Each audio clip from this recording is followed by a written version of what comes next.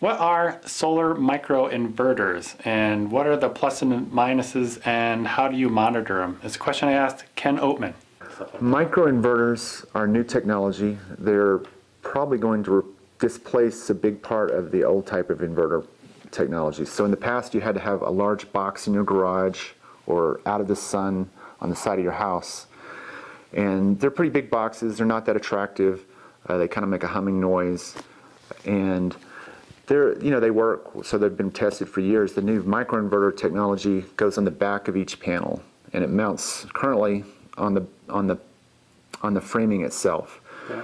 The advantages are many. One is solar panels have something called MPPT technology, which is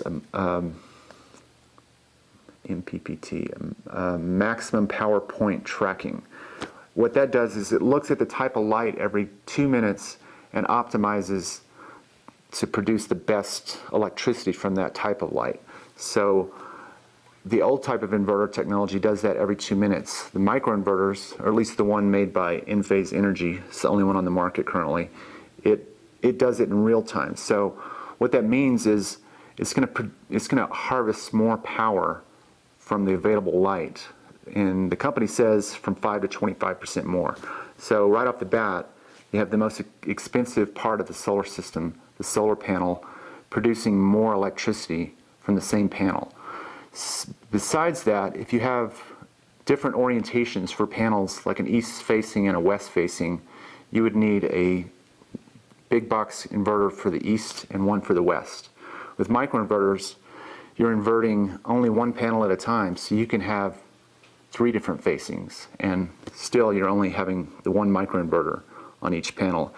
The technology is slightly more expensive right now. However, it's cheaper to install, about 15% less labor, because you don't have to put the big box up there. You also don't have a very dangerous DC wire running from your array to the inverter. So right off the bat, you have a solar panel that is producing AC, and you're running AC wires. There's less line loss from that. And some of the other advantages is it's modular and scalable. So you can start with one solar panel and add one at a time as you could afford. It's possible. It's also makes solar easier to install and design. With the old inverter, you had to have certain string sizes. With microinverters, just one at a time. And it's easier to get into the branch circuit or the circuit breaker box. It just basically plugs in just like a regular circuit breaker box. I would think it would be pretty easy too, because you have a string of panels. If one gets shaded slightly, just one on that string, then they're all going to do what? They're all going to... most engineers that have been doing solar design for many years are biased towards what they do well, which is the old type of systems.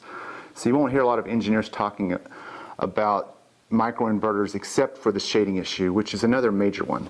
If you have 16 panels, one of them gets shaded, it's like stepping on a garden hose, where you step on one spot and the power for the whole hose goes down.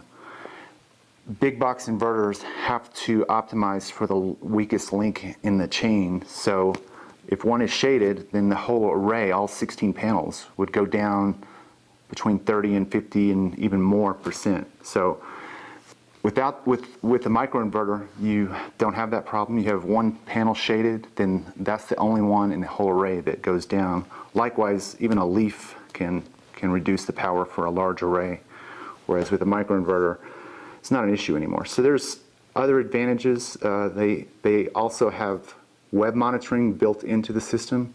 Each panel will have its own IP address, so you can look online at your array and it'll be graphically illustrated just like your array, and you can see if panel number 3 is producing the same as panel number 8.